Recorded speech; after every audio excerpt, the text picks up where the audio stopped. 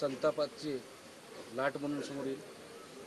लाट तर मराठ्यांची आहेच, परंतु काय असतं, शेवटी मला माहीत नाही मी समाजात असं नसं, फक्त मराठ्यांनी एकजूट नाही पडू द्यायची. मी आता छातीवर गोळ्या जरी पडल्या तरी मी माग हटणार नाही. कारण पोरं मराठ्यांचे मोठे झालेले बघायचे आणि मी ते बघण्यासाठी सज्ज झालेलो आहे. मी रात्रभर झोपलो नाही.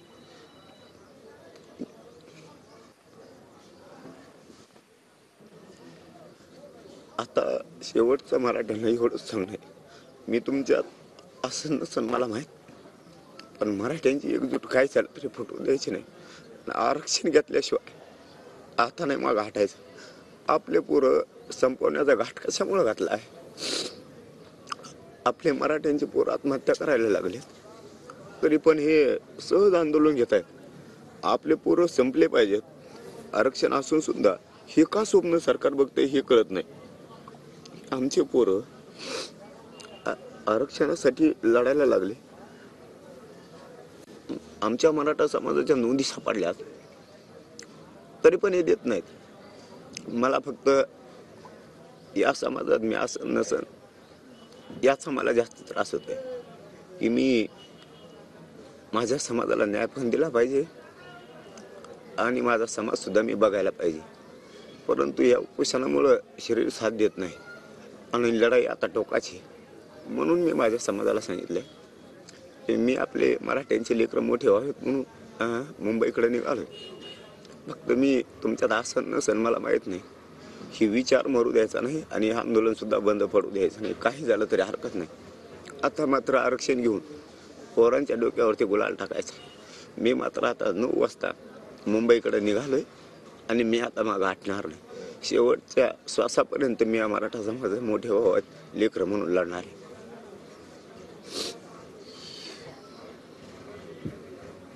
ही वेळ सरकारने आणली आणि सरकारमधल्या सगळ्या व्यवस्थेने आत्तापर्यंत जे काही तुम्हाला सांगितलं ते सगळं म्हणजे केवळ तुम्हाला झुलवण्यासाठी आणि या वेदनेपर्यंत आणण्यासाठी होत असेल. आणि मला माझे बलिदान डोळ्यासमोर यायला लागले, म्हणून माझ्या डोळ्याला पाणी यायला लागलं की जे कुटुंब ज्या बांधवाने आमची आत्महत्या केली ना, त्या माता माऊली जाऊन जरा करता पुरुष घरात नसल्यावर काय होतं. ज्याचा एकुलता एक पोरानं आत्महत्या केली त्याच्या बापाला जाऊन विचारा काळजातलं लेकरू नसल्यावर काय होतं.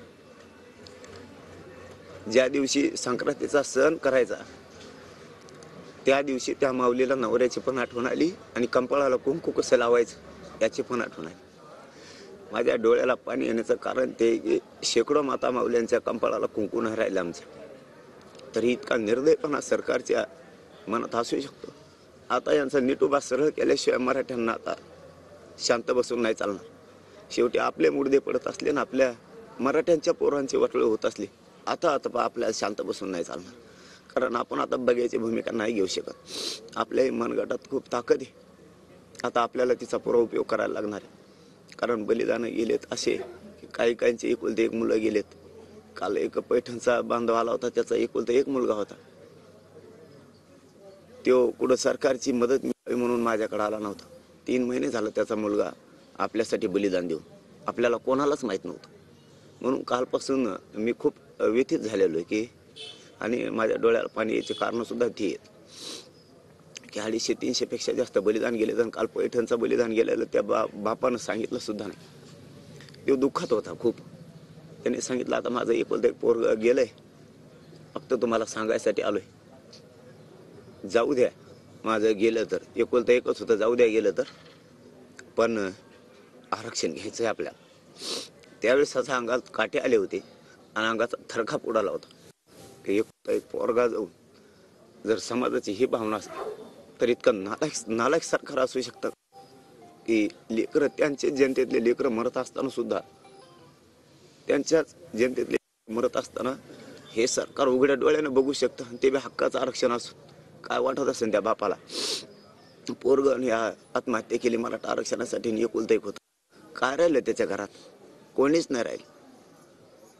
असे शेकडो कुटुंब आहेत या महाराष्ट्रातले की त्यांच्या घरातले कर्ते पुरुषी गेले, कोणाचं एकुलतं एक पोरगं गेलं या आरक्षणासाठी, तरीही सरकारने माझे मराठा समाजाला हात जोडून आव्हान आहे की मायबाप आता या आरपारची शेवटची लढाई, आता घरी नाही राहायचं, तात्यानं पेटून बाहेर आहे, केशी फिशी सगळं झुगारून लावा, काय होत नाही त्यांनी. आपले लेकरं मेलेत ते आपल्यात नाही आहेत, त्यांच्या बलिदान त्यांचं स्वप्न आपल्याला पूर्ण करायचं, म्हणून सगळे घराच्या बाहेर पडा आणि मुंबईकडे चला. मी शक्यतो आता समाजाला विचारून शक्यतो आजपासूनच आमरण उपोषण करत करत मी रस्त्यानंच मुंबईपर्यंत जाणार आहे. 26 जानेवारीपर्यंत तिथे गेल्यावरही मला उपोषणच करायचं आहे. शेवटी मला जीवाची बाजी तिथंही लावायची, पेक्षा ह्या गोरगरीब मराठ्यांचे पोरं मोठे व्हावेत, मराठा समाज मोठा व्हावा आणि याला आरक्षण मिळावं म्हणून. आणि ते जे बलिदान गेलेत या बलिदान मला इतके व्यथित करायला लागलेत की मला कर्मसुद्धा नाही त्या बलिदानामुळं. त्यामुळे त्यांचं स्वप्न आता पूर्ण करायची वेळ आली. बलिदान गेलेल्या भावांची